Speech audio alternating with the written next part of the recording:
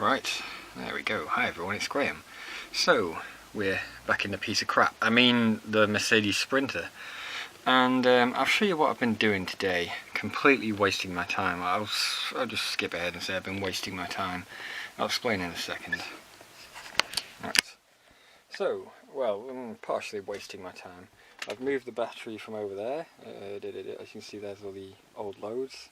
They're going to be chopped off and gotten rid of. Right now, just move that.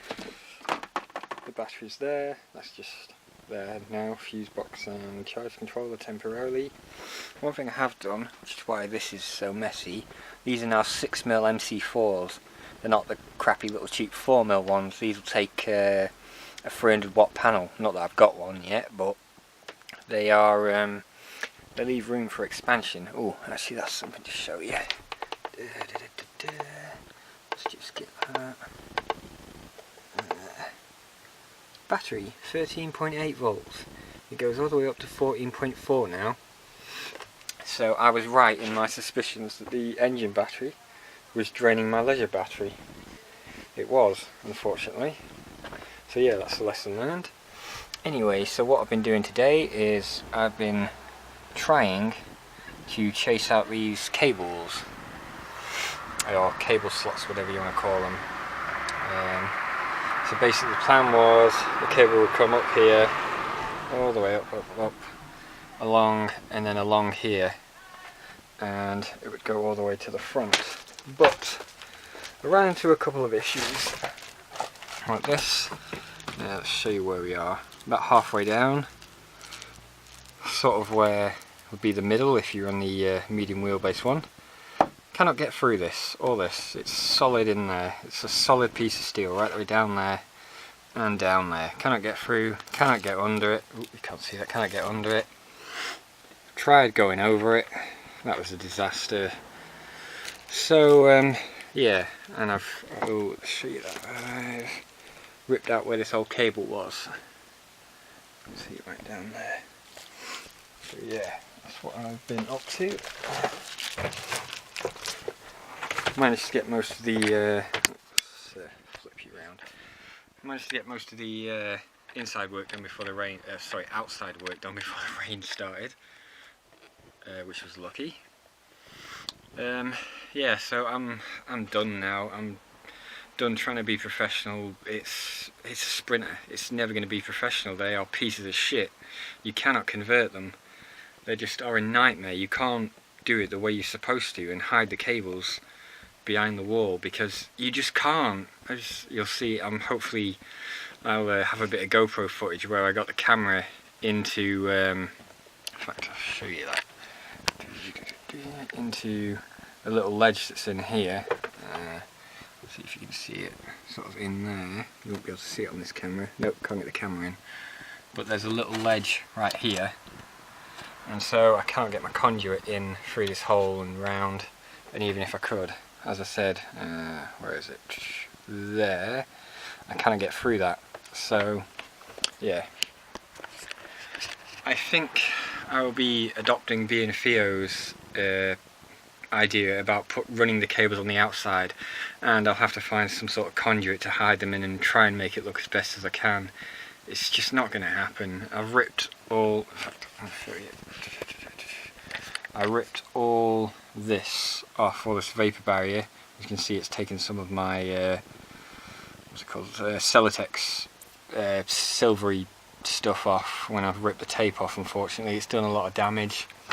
I've had to get to this bit so I can get to my cables and try and remove some of these cables, and this is where is it? It's in here somewhere. Oops, you can't see that. In here was where the solar cables came down, so they came down here. There was another cable, I think it was here. There's another one freaking down here. There's another one like down there or something. It was a mess.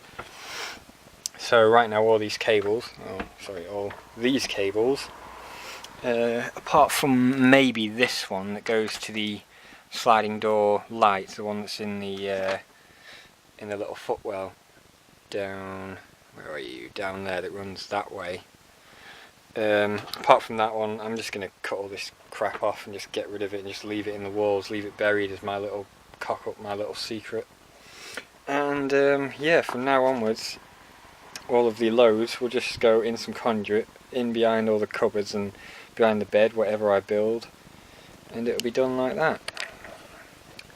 Because yeah, I tried to do it the sort of right way, the professional way, the way most people would have done it, and or the way a professional would have done it, and with a Sprinter it's just not proven possible.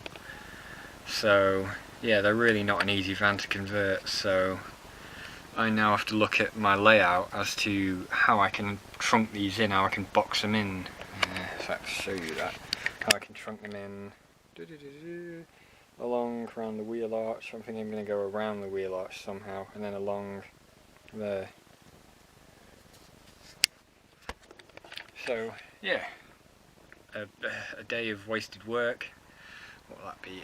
About 18 quid in 2 rolls of vapor barrier that I'll have to rebuy and reinstall. That's more time. I'll have to tape it up. I'll have to tape up all the crap I've damaged up there and stuff, and oh, it's the other side, but you know what I mean. So yeah, I think being fair are right. Just trunk it in, hide it behind your cupboards, just hide it anywhere you can, and just run it along the floor. And if you have to run it up the side, make it look as decorative as you can, or hide it in a wardrobe and then split it up wherever you can. It's just the way it's going to have to be. If I have to do, in fact I think Matt from Vanlife TV is a good example. If I have to do like a little square box, it looks like a little 4x4 or something, like a little about 3.5 inch by 3.5 inch box to hide all my cables in at the top, it's what I'm going to have to do.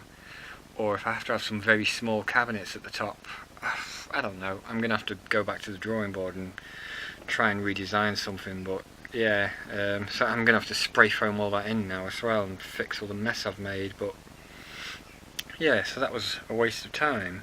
One thing that I will show you actually, let's put the screen down, is that, can I shut this? Come on. There we go. That's where my 6mm MC4s come in. Now they go into this trunking stuff at the back. Oops. And it runs into here. Let's just pop back up.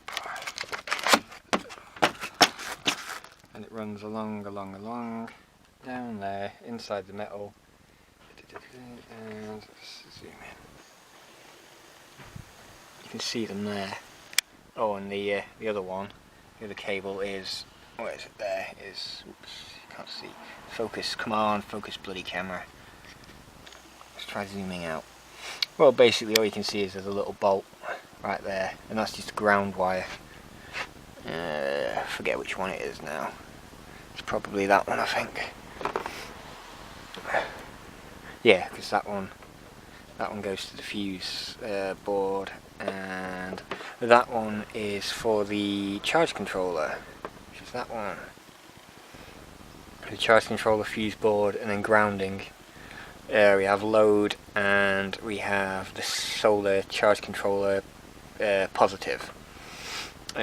And the split charge relay is behind this electrical tape here. I'm going to cut that off until I can figure out what the hell I'm going to do. In fact, let's see if that's gone up any yet. What are we on? PV? Battery 13.8, so yeah, it's going up above 13.7, which is where it was stuck originally. That's because of my engine battery obviously is pretty old and knackered. Probably needs replacing. So, there we go. That's a day's work. A day of time wasting. But hey, you know, I've got a couple of days off work. You know, talking about cuts at work and all sorts of crap. So, you know, I've got plenty of time on my hands. So, yeah, it is what it is. So, yeah, I'm gonna have to go to B&Q probably tomorrow. Get some, what is it called? Thermal warmer line stuff, whatever it's called, to replace all that stuff I've ripped out. And yeah, I'm gonna have to Google trunking and look at how to hide the cables and how I'm gonna get these cables over the top to my lights. Anyway, yeah, I'll work on that. So thanks for tuning in, like and subscribe, and I will see you in a bit. See ya.